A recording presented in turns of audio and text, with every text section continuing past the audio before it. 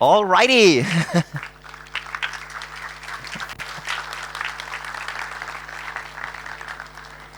Good morning. Let's try that again, but louder. Good morning. Yeah, there we go. My name is Alexander KJERULF, and I'm incredibly proud to be opening the first Geekstone conference. This is my first time in Novi Sad. I love it here already. Great food, great people, awesome beer. I like it. It's so good to be here. And I'm going to talk, I have the first slide here. I'm going to talk about happiness at work in IT. How to have a career in software development that is awesome, that you really, really like. And before I do that, I always like to get to know my audience a little bit. So let me turn this on so it actually works. Yeah, there we go. So just out of curiosity, how many of you are developers? Almost all of you, very good. How many of you are students? Yeah, a lot of you, very good, very good. I actually think happiness in studies, in your studies, is really important. How many of you, any managers here? Any bosses? Yeah, boo. I'm kidding. Just out of curiosity, how many of you work in a big company, say more than 100 people? Yeah? How many of you in a company of less than 100 people? Very good. How many of you never raise your hand in public? I'm kidding. And just out of curiosity, how many of you are geeks? Yes, me too. I'm a major geek. I travel the world talking about happiness at work. So work is something everybody has to do. But the problem is that many people, in fact, most people, are unhappy at work. This is the result of a study that we completed this year. The numbers just came out. You're some of the first people to see these numbers. We asked people, how often do you have a really bad day at work? A work day where everything sucks and you just hate it there. And these are the results. So, for instance, in this study, this is worldwide, 19% said, I have a bad work day every day or almost every day. Almost 1 out of 5 hate their jobs every single day. That is not good. This is the status out there, and this is what we need to change. And that's what we work on. And this is me, and I am a geek myself. I used to be in software development. I'm from Denmark. I have a master's degree in computer science from way back in 1994. In fact, this is me at university, and this is clearly a young man with a future in software development and no girlfriend. At the time. So I got my master's degree in 1997. This is me sitting coding on a Sun workstation way back when. Then I worked in software development as a consultant. And then in 1997, I co-founded a software consulting company in Copenhagen with 2 friends. And our number one goal when we started this company was to make it a happy workplace, because the workplace where we were before absolutely sucked. We hated it there. So we started this company called Enterprise Systems, and we did big software solutions for some of our clients. And as you can see, it was quite a happy workplace. This is from one of our annual skiing trips with the whole company. So yeah. In 2002, we sold that company, and I asked myself, what is my true passion in life? What is my mission? Why am I on this planet? And I realized that creating software is amazing. It's a lot of fun, but happiness at work is even more important. So in 2003, I founded my current company, and the company is called Woohoo. Yeah, it's spelled woohoo, but it's pronounced woohoo. Every time somebody calls us on the phone, it's pretty awesome. Woohoo! It's Alex. And we make people happy at work. We travel around the world, and we give speeches and workshops and management trainings. This is our first book about happiness at work. It's currently out in 10 different languages, not Serbian yet, I'm afraid. These are some of our clients around the world, where we've done speeches and management trainings to help them become happier workplaces. And so far, we've been to 33 different countries to speak. And this is my first time in Serbia, so now it's 34. Woo! Yeah. This is a picture from my first trip to India. I did some workshops for the managers at Tata. I don't know if you've heard about Tata, but Tata is India's biggest private workplace. They have 500,000 employees, and he was one of the leaders. He was happy before I got there, okay? And doing the work we do, we have one major advantage, which is that we're from Denmark. And Denmark is actually the country where people are really happy at work. So I mentioned earlier, the study of how unhappy people are at work. You can see 19% are unhappy every day or almost every day. You can see the same figure in Denmark is only 4%. How can that be? Why are Danes so much happier than other countries? And there's a reason for that. In fact, there are many reasons for that. First of all, we have a good management culture. Denmark is not very hierarchical. Bosses in Denmark don't have a lot of power over their employees, and you are involved in decision as an employee. But we also have one other advantage, and that is that we have this word in Danish. And I know a lot of you are looking at this saying, come on, there's no way that's a real word. Danish is a horrible fucking language, I'll be the first to admit that. But this is a real word in Danish. So arbejde in Danish means work. Glæde means happiness. So this word literally just means work, happiness, okay? If you're wondering how to pronounce it, it goes like this. Arbejdsglæde. And here's the cool thing. This word exists only in the Scandinavian languages. Danish, Norwegian, and Swedish are very similar, and we all have this word. But it does not exist in any other language on the planet. No other country has a word for liking your job, for being happy at work. There's no word for this in Serbian, or in English, or in French, or in Russian, or in Chinese. And yet, somebody told me a couple of years ago, I was doing a speech for 1,000 school teachers, and a German teacher put up her hand and said, you know what, Alex? That word actually does exist in German. It's called Arbeitsfreude. Arbeitsfreude. I thought, then you know what, that sounds fair. So I looked it up in a dictionary, and I actually found the word Arbeitsfreude, translated happiness at work, and below that it said usage, very rare. So yeah. So they actually have the word in German. It's not commonly used. I've been told it exists in Dutch as well. Something like Arbeidsfreude or something like that, but again, not commonly used. But in Denmark, it is commonly used. And the difference, I think, is that in Denmark, everybody expects to be happy at work. In Denmark, when you get a job, you fully expect it to be a good job. A place with, nice co-workers, where you like the work you do, you have a good manager, and you actually have a good day at work most days. This is what we expect. This is what is normal. In the rest of the world, it's more normal to hate your job. I did a speech in America, and a young man came up to me after my speech and he said, well, of course I hate my job. That's why I get paid to do it. And that is the attitude that a lot of people have, that hating your job is normal and liking your job is actually impossible. I did a speech in South Africa for a big bank there, and a lady came up after my speech and said, you know what, Alex? I had never realized that it's possible to be happy at work. That was a completely new idea to her. She hated her job, and she thought it was normal. Let me ask you guys, how many of you believe that it's important to like your job? Yes, excellent, very good. That puts you ahead of a lot of people, especially the Japanese. I did a speech in Japan in 2012, and they told me that, of course, in Japanese, there is no word for liking your job. They have this word, karoshi, which means death from overwork. So really anyone can be happy at work.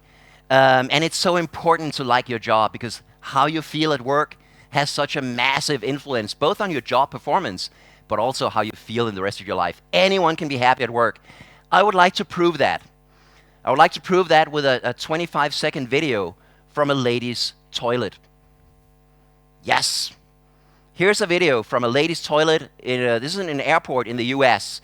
And what you're going to see here is a lady called Valerie who cleans this toilet.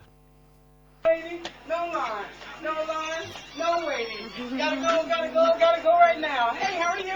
Welcome to Valerie's Happy Restaurant. Come on in. Hey, girl, I'm trying to make everybody feel good. This is a good day. Sunshine on the outside, sunshine on the inside. No waiting, no line. No line, no waiting. How awesome is that, right?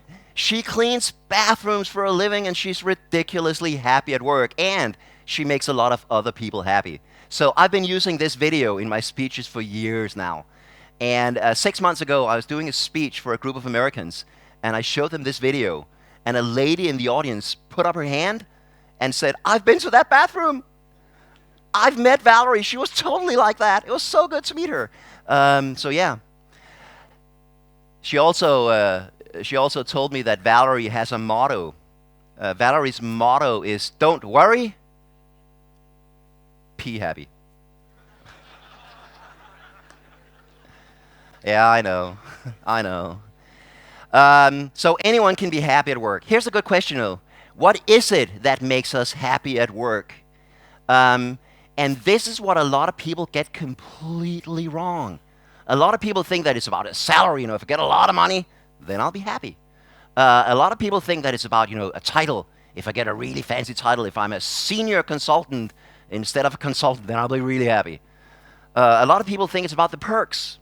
With the perks, all that extra free stuff you get in the office, like, free coffee or free food or massages or a gym or free fruit in the office or whatever.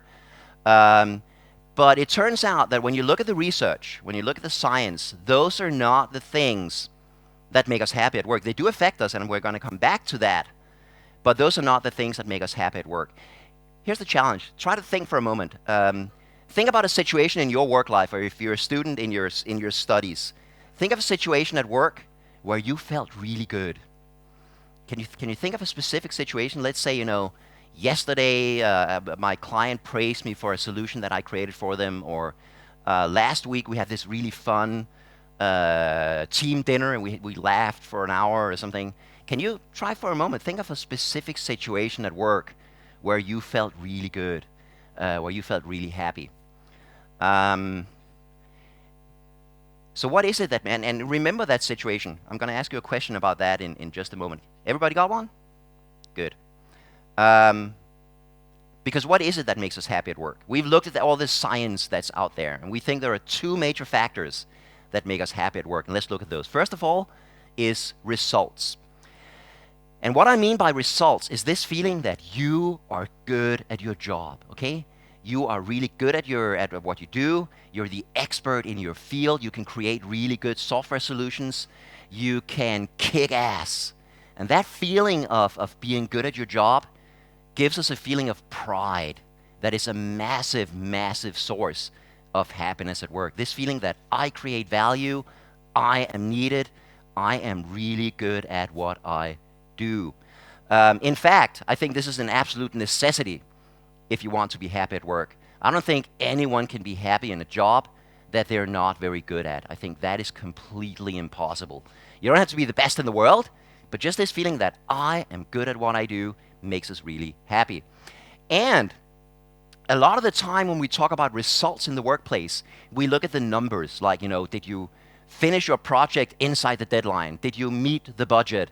Have you done this much work, according to the schedule and so on? So we focus very much on the numbers. We focus a lot on what we do.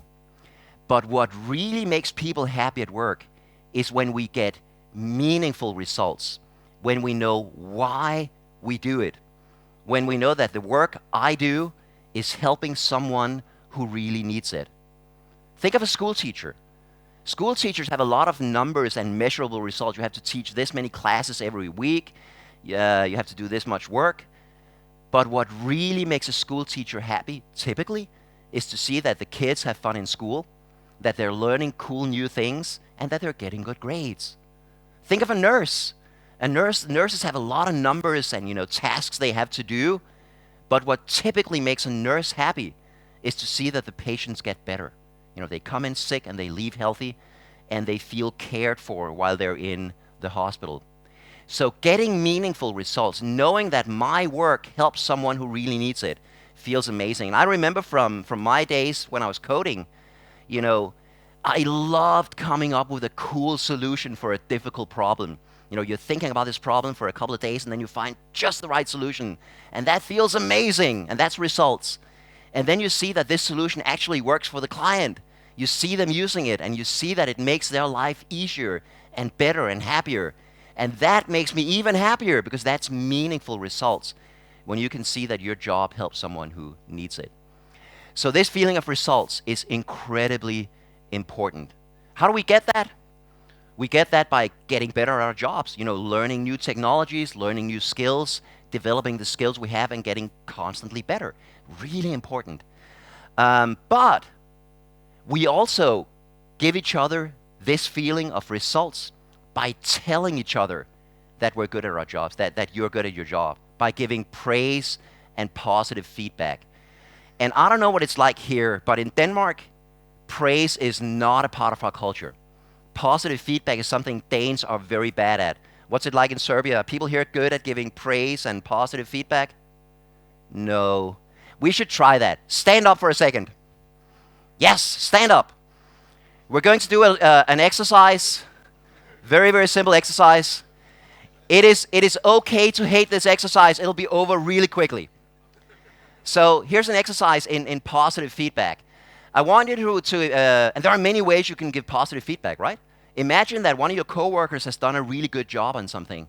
You can just, you know, you don't have to do a big number. You don't have to make a big number out of it. You can just go up and say it. Hey, that meeting you arranged yesterday for our project, what a great meeting.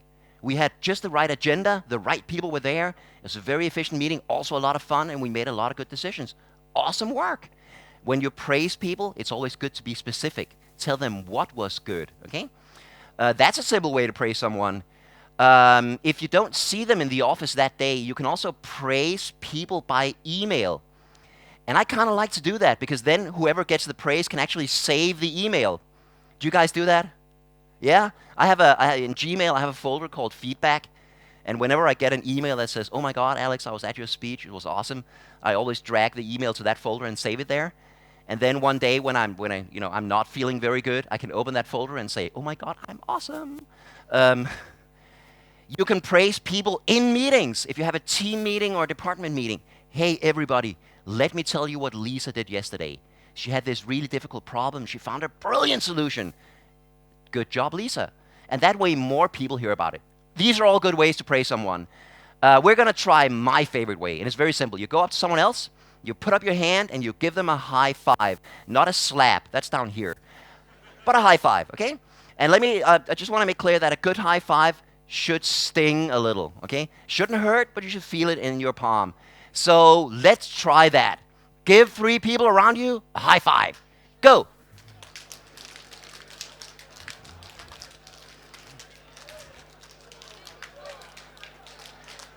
Yes. Very good. Now, that's if somebody does a good job. If somebody does a great job, you can take it one step further. Then you do this. Like before, kiss? No. That's more when somebody does a really bad job, I think. Here's your punishment. Mwah. So, no, here's what you do. If somebody does a really good job, you put up your hand, and like before, you give them a high five. Then you also stick up your thumbs and you say, you rock. Yeah. Try that with 3 new people. High five, you rock.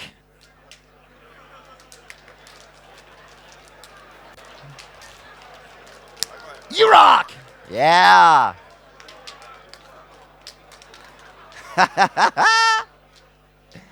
Awesome. Thank you. Have a seat. Very good. Very good. Now, I realize that this high five is not for everybody, okay? We're all different, right? I like it, you might hate it. It's not really important how we do praise each other, how we praise each other. The important thing is that we do praise each other. So, could you become the kind of person who's really good at seeing the good in other people and telling them about it? And telling them about it. And if you can do that, you can make people around you so happy. This is one of the, giving positive feedback is incredibly rare and incredibly valuable because it shows people that they kick ass, they get good results. I just want to say one thing, and that is that praise must be meaningful. You must never praise people just to praise them. You can't say, "Oh my God, you came to work today. You rock." That has the opposite effect, okay? It must be meaningful praise. So there must be a reason to praise them. But when there is, why not see the good in other people and tell them about it? And by the way, this is amazing in the workplace. It's also amazing to do with your friends, with your family, even with random strangers on the street. If you see somebody doing something cool, why not tell them? It takes a lot of practice because it's not part of our culture. But the more you do it, the easier it gets, and you can make a lot of people really happy because you show them that they get results. Okay? I said there are two main things that make us happy at work. The first one is results. The other one is just as important, and that is relationships. And what I mean by relationships is this feeling that, for instance, a good relationship with your coworkers, the people you work with. And you don't have to be best friends with all of your coworkers. I don't think that's possible. But just this feeling that, on my team, we appreciate each other, we like each other, we have fun together, we can laugh together, we can relax together. You know what? I think these people like me. I think they want me here. This feeling of being accepted in the workplace, of this feeling of belonging to the group, is incredibly important for our happiness. The most important relationship we have at work is the relationship with our immediate manager. And I can promise you, if you have a bad relationship with your manager, you will be miserable at work. Okay? A good relationship with your manager is incredibly important. So, and again, I'm not saying you should be best friends with your manager, but just this feeling that, my manager sees me, my manager likes me, my manager understands me, knows what I need to function well, and my manager wants me to succeed. We can talk openly and honestly. I think he respects me. I think she likes me. Okay? That feeling of a good relationship with your manager is incredibly important. We can also have relationships with clients. We can have relationships with vendors or partners from other companies, with other people inside our own company. But it's clear that the more time you spend with people, the more important that relationship is. So the most important relationships we have are with our immediate coworkers on the team and the manager. This is incredibly important and I think undervalued.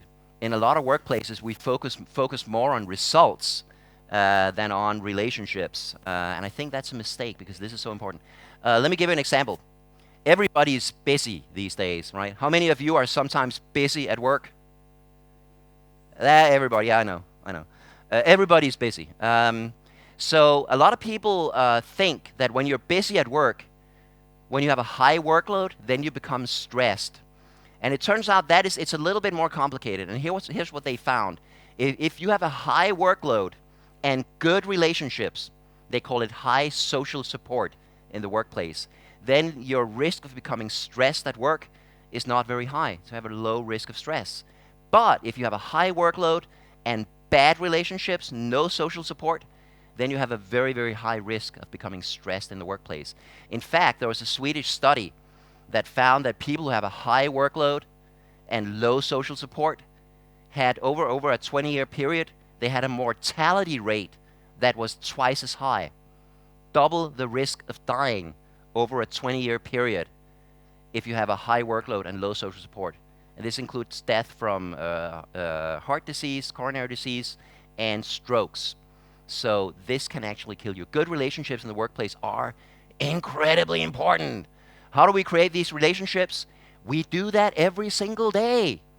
We do that with, when we're working together. We do that when we help each other in the workplace. We create relationships in meetings. We do that in coffee breaks, in lunch breaks. We do it in team events, team dinners, the Christmas party.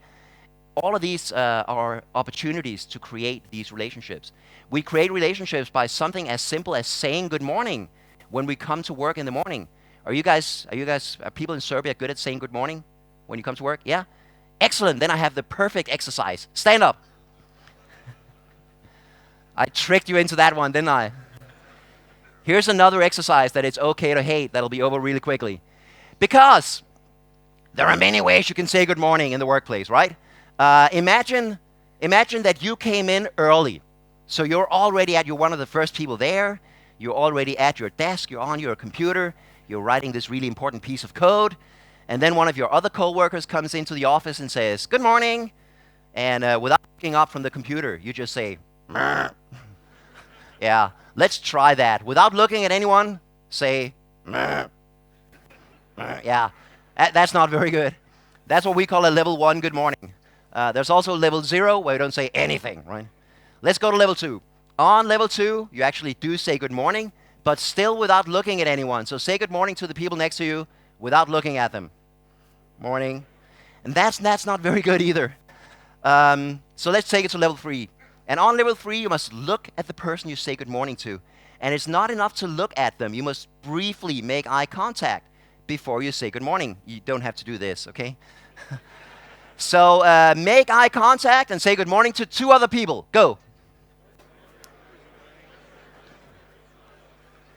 Yeah, very good, very good, very good. I like that.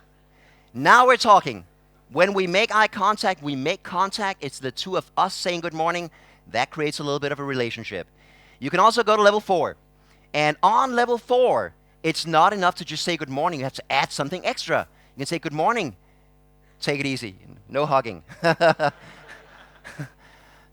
Calm down.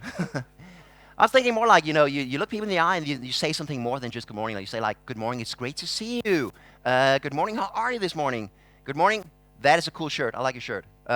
Whatever you can come up with, just say something more than just good morning. So we're going to try that. On level 4, make eye contact, say something more than just good morning, and say good morning to 2 new people. Go. Yeah. Yeah, well done, Novi Sad. Awesome. Now,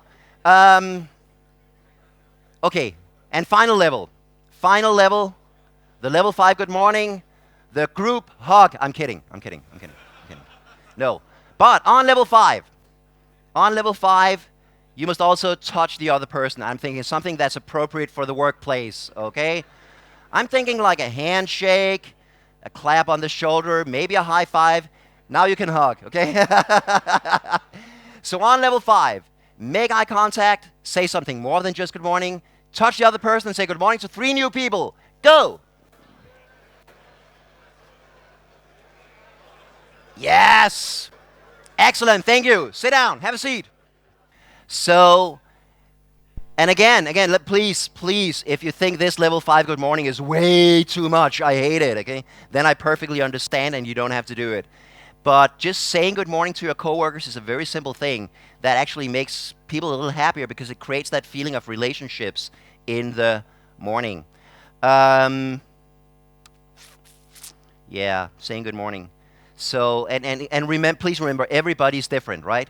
Some of your coworkers would probably love a hug every morning. And some of your coworkers, if they knew they were going to get a hug, they would stay home, okay? So that feeling that, you know what, I see you, I like you, I'm glad you're my coworker. If we can create that feeling in people, that makes them really, really happy.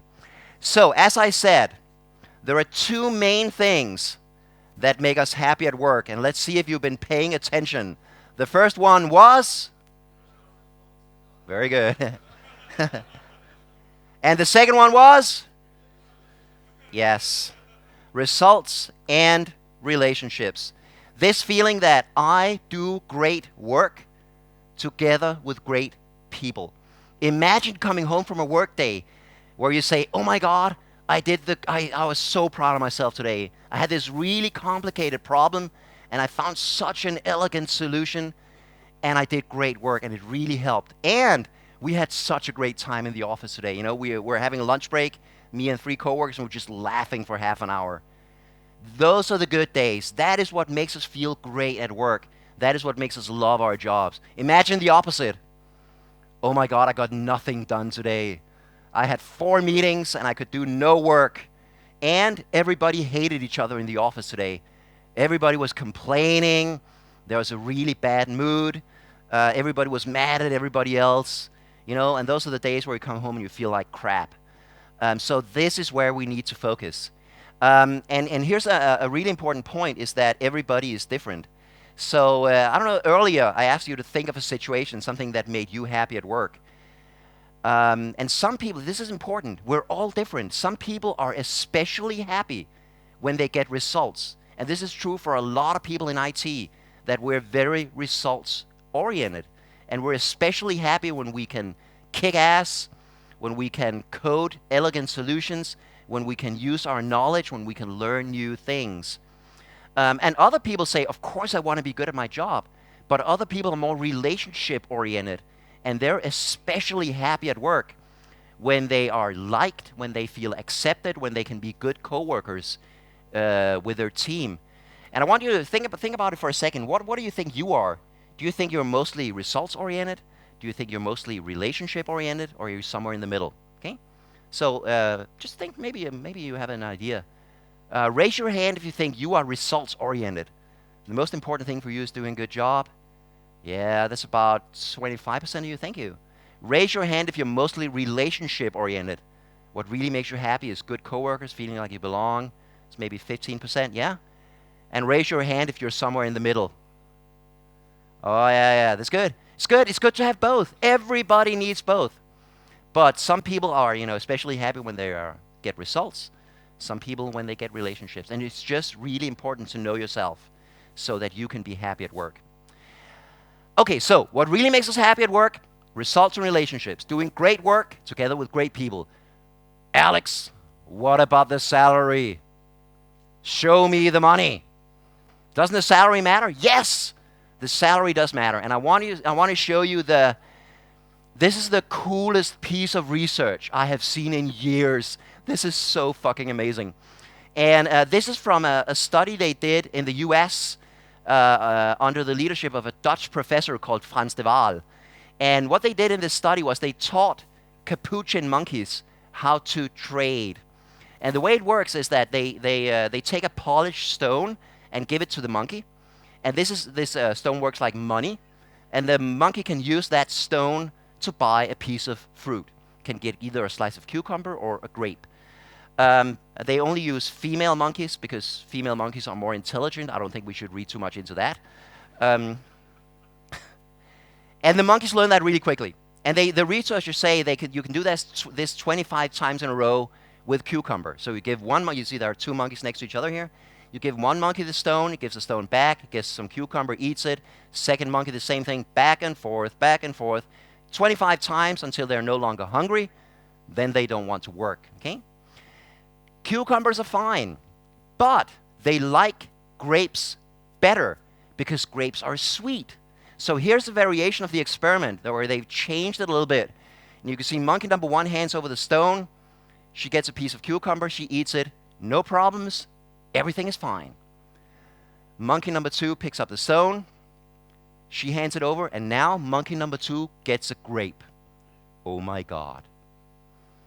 Monkey number one is all excited. She gets another piece of cucumber. And you know what?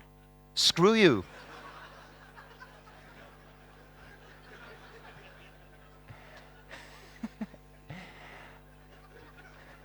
Monkey number two notices nothing. Okay, I get grapes, everything is fine. Now look at this. Now she knocks the stone into the wall to see if the stone is wrong somehow. And she hands it over, she gets another piece of cucumber. And you know what? Forget it. Is that not the most amazing thing ever? So, of course, this is fun and all, but what does that tell us? This tells us that we human beings have a burning need for fairness and justice that is so deeply ingrained in us that it's genetic, it's biological, and we share it with some of our closest cousins among apes and monkeys. They did the same study on chimpanzees and got the exact same result, okay? So what does that tell us? We need to be treated fairly, and we want people around us to be treated fairly. Is anybody here feeling really angry on behalf of monkey number one? Like, that sucks, you should give her a grape. Is anybody feeling that? Yeah, so we want to be treated fairly, and we want others to be treated fairly. And this shows us that things like salary, bonuses, titles and promotions and perks, those kinds of things, they do matter for our happiness. Because if we feel like we're being treated unfairly, it can make us miserable in the workplace. It gives us this feeling of being treated wrong, and we hate that, okay? I tried it myself. I was working as a software developer. I had a coworker called Martin. Martin and I, we had about, same education, same background, did the same work. And then one year there was the annual, salary renegotiation, and we both got a raise, but he got a bigger raise than I did. And I felt so frustrated and bitter because I actually felt like I was just as good at my job as he was, maybe even a little better. So why was he getting a bigger raise? And it was not a lot of money, especially after the very high Danish taxes. This was peanuts, but it made me so angry and bitter and frustrated. So the message here is that if your salary is not fair, you will be unhappy. You'll probably be unhappy at work. How do we know if it's fair? We always know by comparing ourselves to others. It's never the salary number in itself. It's always in comparison with what others are getting. So of course we compare ourselves to our coworkers inside the organization. We compare ourselves to people in similar jobs in other companies, and then we decide, is this fair or is it not? Okay, and that is how we know. And so a salary that is too low, that is unfair, can absolutely make you unhappy. But, and this is important, a high salary cannot make you happy. It can, at most, it can make you satisfied, cannot make you happy. Is anybody thinking, yeah, but I'll take it anyway? That's just really important to know. So if you want to be happy at work, you should be treated, you should be paid fairly, but you cannot, if you want to be happy at work, if you want to come home from work most days and say, wow, today was a good day, the salary is not the solution. You cannot do that by chasing the next raise or the next bonus or the next promotion. Right. So what makes us happy at work is results in relationships. Here's a question, though. Why should we care? Why is it important to be happy at work? Shouldn't I just, chase the highest possible salary so I have a lot of money and then I can go home and be happy in my spare time? Is that not good enough? And I don't think it is. I think it's really, really important to be happy at work, both for us as human beings, and by the way, also for the companies we work in. So why is that important? Why is it important for us? Well, 3 main reasons. First of all, time. Have you ever thought about what you spend your time on over an entire lifetime? From you're born until you die. From cradle to grave. 70-something years on average in Europe now. A little more for women, a little less for men. Have you thought about that? They did some time studies, and they found that the number one thing we spend time on over our whole lives is sleep, and number 2 is work. Number 2 is work. Does anybody know what number 3 is? Sorry? Toilet? No. Maybe for some people. Eating? No. TV. TV is number 3. Isn't that scary? The thing we spend third most of our time on? That's scary as fuck. I did a speech at a Danish bank recently, and I asked them, does anybody know what number 3 is? And then I hear a male voice, somewhere over there saying, sex. Yeah, actually, no, I didn't say good for you. What I said was no. Sex is actually very, very, very far down on the list. But then I also said, could you come up after my speech and give me some tips? Yeah. So the number one thing we spend time on over an entire lifetime is sleep. Number 2 is work. So work is where we spend most of our waking hours. And I think, here's what I think.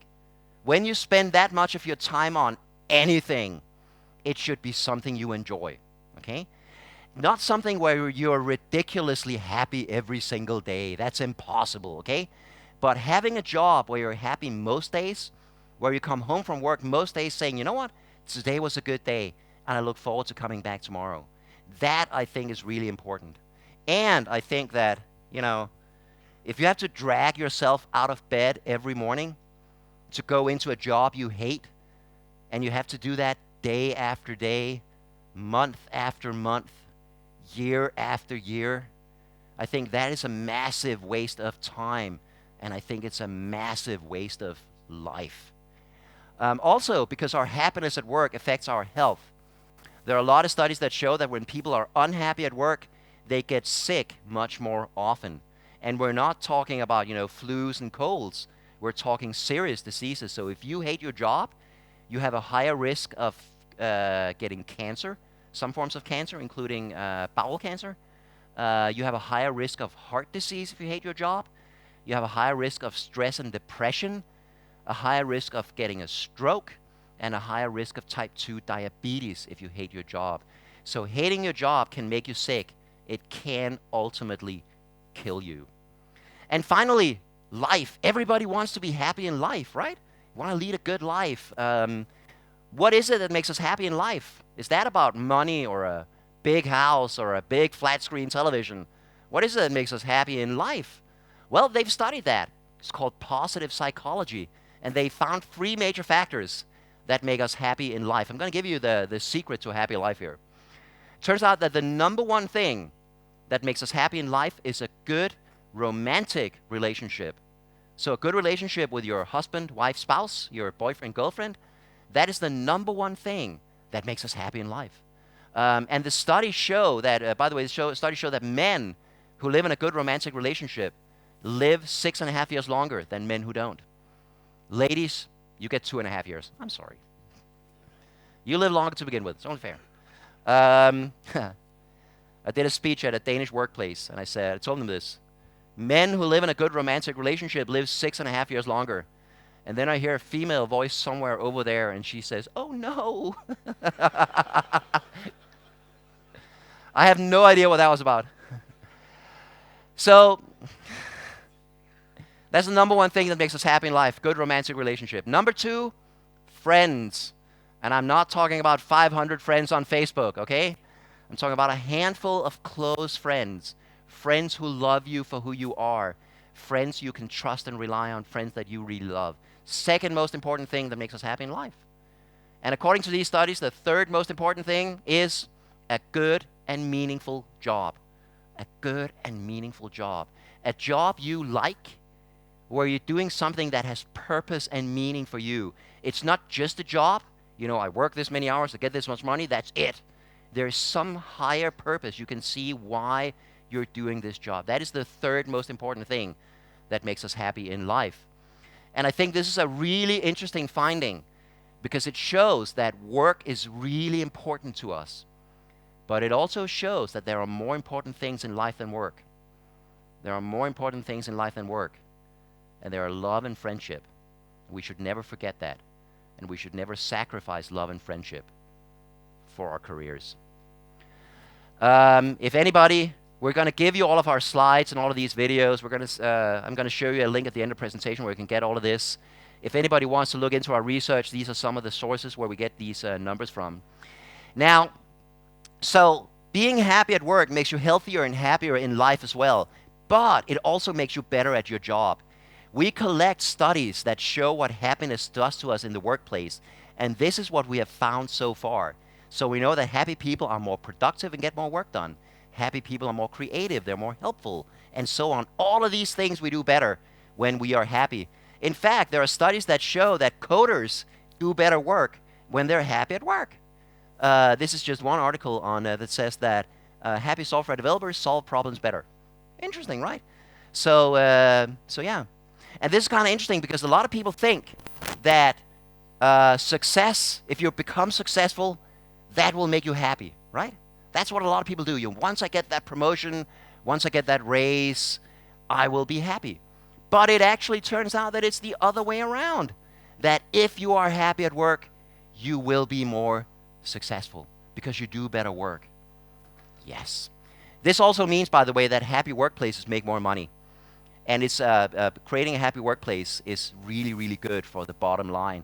I kind of want to show you an example. There are some sources on this as well.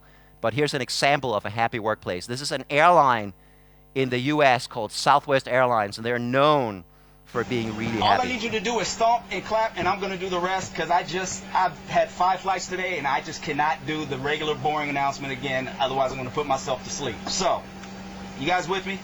Yeah. All right. So, give me a stomp, clap, clap. Come on, stomp, clap, clap. Stay on beat there. There you go. Keep that going. This is Flight 372 on SWA. The flight attendants on board serving you today. Teresa in the middle, David in the back. My name is David and I'm here to tell you that shortly after takeoff, first things first, there's soft drinks and coffee to quench your thirst. But if you want another kind of drink, then just holler. Alcoholic beverages will be $4. If a Monster Energy drink is your plan, that'll be $3 and you get the whole can. We won't take your cash, you gotta pay with plastic. If you have a coupon, then that's fantastic. We know you're ready to get to new places. Open up the bins, put away your suitcases. Carry on items, go under the seat in front of you, so none of you have things by your feet. If you have a seat on a row with the exit, we're gonna talk to you, so you might as well expect it. You gotta help evacuate in case we need you. If you don't want them, we're gonna reseat you. Before we leave, our advice is put away your electronic devices. Fasten your seatbelt, then put your trays up. Press the button to make the seat back raise up. Sit back, relax, have a good time. It's almost time to go, so I'm done with the rhyme. Thank you for the fact that I wasn't ignored. This is Southwest Airlines. Welcome aboard. Yeah. Southwest Airlines are really cool, and this is the only major airline in the world that has had a profit every single year for 40 years. In a really tough industry where other airlines are losing billions, they make money every single year. Why? They say because our employees are happy. When the employees are happy, they do a really good job. That makes the customers happy. When the customers are happy, the customers come back, and that makes the stockholders happy because we make more money. And this is how they've run their company for 40 years. More and more companies do this, including Google is a good example. So creating a happy workplace for the bosses in the audience, creating a happy workplace is not naive. It's not idealistic. It's actually the best business decision you can make because happy workplaces make more money. So how do we create happier workplaces? Well, there's no doubt about it. The number one factor is about leadership. Managers can't do it alone. But if you have bad managers, people are going to hate their jobs and their lives, which is the way it is. Especially if you have jerks in management. I'm going to recommend a book. This is one of my all-time favorite business books. I don't know if it's out in Serbian, but the English title is The No Asshole Rule. And this book explains why no company should ever hire assholes. Because assholes ruin it for everyone around them, especially assholes in leadership positions. If you have assholes in leadership positions, your company will be very, very miserable. So you need to have good managers. What do you do? What do you do if you work for a really bad manager? Well, you can try to tell the manager, listen, here's some things you're doing that are not working, and maybe that manager can learn and improve his or her style and become a better manager. Some managers can never learn. They don't care. They're bad managers. They don't care. What do you do then? Exactly. Get the hell out. If you're working for a bad manager who's not interested in becoming better, maybe the best solution is just to quit and get out of there. And in fact, we have a website called internationalquityourcrappyjobday.com. The next time is March 31st, 2016, and it's full of resources to help people quit their jobs because too many people stay in jobs they hate. I'm going to quit a couple of slides here. What are some other things you can do to create a happy workplace? Well, random acts of workplace kindness. Have you ever tried that? Where you do something nice for someone else at work that surprises them just out of the blue. And it can be very small things. Try this. If you're getting yourself a cup of coffee, why not bring a cup of coffee for a coworker who didn't ask for it? Here, I got you a cup of coffee too. Here you go. Or tea or whatever that person drinks. You have to know them. Small things like that can make people ridiculously happy because it shows them that you care, creates relationships. I'll show an example. This is from one of our Danish clients where the two sales managers, they're called Karsten and Karsten. We have a lot of Karstens in Denmark. And they wanted to make their employees happy. They wanted to do a random act of workplace kindness. So Monday morning, they're in the reception and they greet every employee like this. Morning, welcome. We want to start a great week. So they get a little plate of breakfast they can take up to their desk. They get the level 5 good morning. And you know it's unexpected when you see him right there. Yeah. Yeah, it's pretty awesome, right? Could you do something like that for your coworkers? It'll make them ridiculously happy. Small things can really make people stay. One I really like is this one. This is incredibly simple. And if you want to try it, here's what you do. Every day for the next 2 weeks, just before you go home from work, make a list of 3 good things that happened at work that day. 3 things that made you happy. Big things or small things, doesn't matter. As long as it's 3 things that genuinely made you a little happier that day. So maybe, we had a really great meeting in our team. That was a lot of fun. One of my coworkers praised my work, and the sun's been shining all day. Okay, and it turns out they did a study on this. Turns out if you do this every day for 2 weeks, then you are measurably happier for 3 months after, because it trains your mind to focus more on the positive. So that's a very simple thing we can all do. A really important thing to do is to avoid permanent overwork. This is rampant in IT. A lot of people, we have tight deadlines, so we work many hours, and a lot of people work 50, 60, 70 hours every week. I don't know what it's like here, but in Denmark, it's very common for IT people to do permanent overwork. It's a really bad idea. First of all, it makes us stressed and unhappy, but permanent overwork also means that we get less work done. Here's an interesting study that was actually done on software developers. Let's say you have a software developer who works 40 hours a week. That person will have the same output week after week after week, 2 weeks, 4 weeks, 6 weeks, 8 weeks. Now you move the same developer to 60 hours a week. For the first couple of weeks, that developer does get more work done. But after 4 weeks, that developer gets the same amount of work done. And after that, it's actually less. Because when you have permanent overwork, you are less creative, less productive, and you make more mistakes that you or other people have to fix. So working 50, 60, 70 hours a week usually means, for people who work with their brains like we do, that people get less work done. So we should stop permanent overwork. And the last tip I want to give you is to celebrate our success in the workplace. And in a lot of workplaces, we don't. I remember when in the software consulting company I had, whenever we completed a project and we were doing a project review, we only talked about the things that went wrong.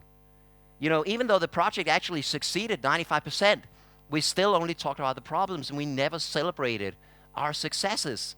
If you do this, that creates results and relationships. Let me just show you one final video.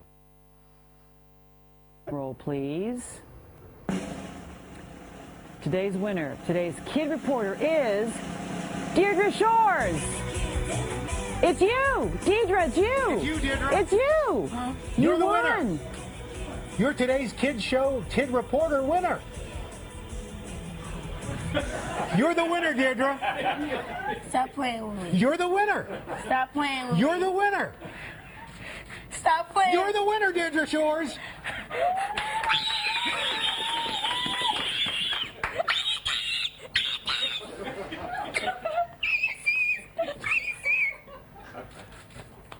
You just broke my eardrums. Are you okay? Take a deep breath. Deep breath. Deep breath. There you go. Wow. How do you feel about this? I want to cry. I am so happy right now. Guess so. This is the best. Wait a minute. Can you say it one more time? Deirdre Shores, you are today's kid reporter. Did you hear that? Did you hear it? There's some pride there. I love that. Why not celebrate when we get something right? When a project finishes on time, or the customer likes the solution, or we find this really elegant solution to a big problem. Why not celebrate? If you do good work, you should be proud of it. And celebrating our wins together creates results and relationships. Try this when you get back to work. Go up to a coworker and say, hey, tell me about something really cool you've done at work recently. And then celebrate that win with that coworker. We can also do that in meetings. We can do it with a whole company. That was the final tip I wanted to give you. So I'm pretty much done here. My three main points from this speech. First of all, happiness at work is really, really important, okay? It makes a huge difference for us. If we like our jobs, our work lives and our private lives are better, happier, and healthier. And happy companies make more money. There are two main things that make us happy at work. The first one was... Oh, I can't hear you. The first one was... The second one was... Yes! Doing great work together with great people. That's what we need to create for ourselves and each other. And finally, that happiness at work is something we do, and we can all make a difference every single day. Like I said, we're going to give you all of our slides. You can go on, this is the link right up at the top. Go to that, if you take a picture of that or go to that link, you will find all of our slides, all of the videos I've shown today, links to more articles. You can subscribe to our newsletter, and so on. Yeah, so now we have time for questions, I believe. Yeah, just 5 minutes for questions. So if there are any questions, anything you'd like to know, if not, I'm really awesome. Any thoughts, comments, questions? God, I'm good.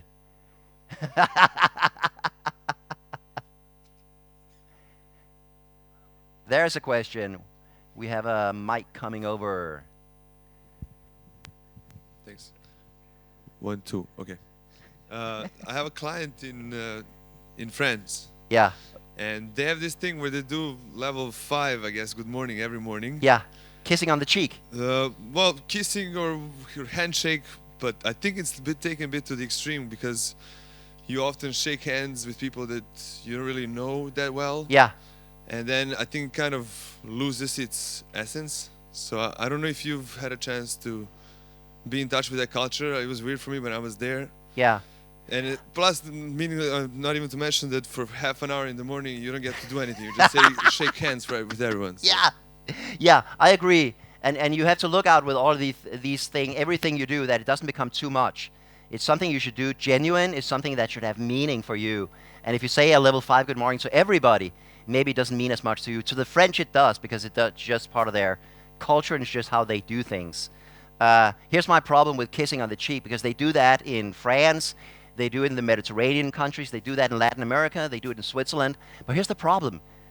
How many kisses and which side do you start to? And that's different from every country, right?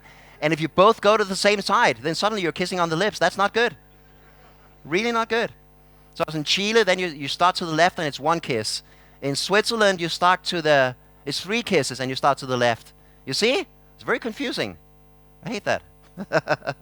But yeah, so, but again, it's about taking all of this and adapting it to who you are, to your workplace, to your coworkers, to your team, so you can do it in a real and genuine fashion. Good question. Other questions? Yes. Do you do this for a living? Yes. This is all I do. And how did you manage? Well, yeah, it's a good question, because when as I said, we sold our IT company in 2002, and at that point, I took some time off to think about what is my true passion in life, and I realized that what I'm most passionate about is happiness at work, because I've seen what happens to people when they love their jobs, and even more than that, I've seen what happens to people when they hate their jobs, and it's horrible. It sucks the energy out of people. It ruins their lives. I've been there myself for a year where I hated my job. So in 2003, I basically just said, yes, I'm going to do this. And people looked at me and went, that's weird. Yeah, and at first it was, this is a long time, this is 12 years ago, right? And at first people thought it was a really strange idea, but I find that the idea of happy workplaces is becoming more and more popular, and we're getting more and more clients. And it's become really successful, especially after our first book came out. And now we get to go to amazing countries like Serbia and share the message. In 2 weeks, I'm speaking in Sri Lanka. And then it's 35 countries we've been to. How amazing is that? Yeah. But let me tell you, the transition from being a software developer to doing this, that is a big step. It's been fun, though. Yeah. Thank you. Great question. What question down here? Hi. Can you just comment maybe if you did not have the option to quit when you have an a-hole manager? Yeah. Say you don't have that many opportunities to change jobs, what would you do in that situation? That's a really good question. Let's say you're stuck financially, you simply can't afford to quit. Let's say there's really high unemployment in your field or in your country, something like that. First of all, quitting is not easy, and it's not always an option. Okay, and maybe an option is simply say, okay, I have to stay here for my, for the sake of my family, so they have a place to live and food on the table, which kind of makes them happy. And what people do in that situation is you have to disengage emotionally from the workplace. You have to essentially stop caring, because if you keep caring about your job and they keep beating you down, then that is really, really unpleasant. So that might be one survival strategy. Say, I'm just going to go in there and do what I can not to be fired, and that is my goal now. I think that's a really sad situation to be in, but that is where some people find themselves. The opposite, here's the question though. I know that quitting can have a lot of cost, it can have a lot of consequences. So you lose your salary, you lose your coworkers, you lose your title, you lose part of your identity when you quit. And we're very aware of that. Here's the opposite question though. What will not quitting cost you? Gray hair, exactly, or no hair. And for a lot of people, you know, they're very focused on what will I lose if I quit? But the question, what will I lose if I stay? Nobody asks that. And maybe staying under that asshole manager, maybe staying there will cost you your health, cost you your self-respect, cost you your career.